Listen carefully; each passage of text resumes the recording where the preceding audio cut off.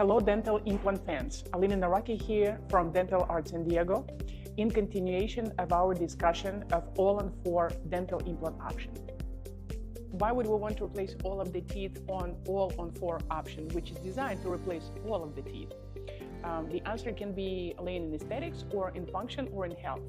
For example, when somebody is losing the teeth due to the periodontal condition, the teeth are just loose and they're moving with the motion of the wind, and a person doesn't have any choice other than to lose all of the teeth to stay healthy in the mouth.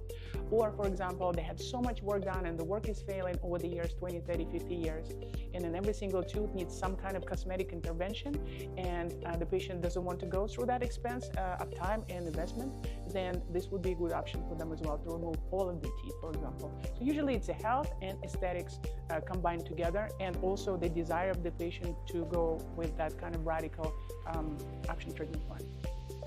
Thank you so much for being with us today. That was Alena from Dental Art San Diego. Please join us on the next one.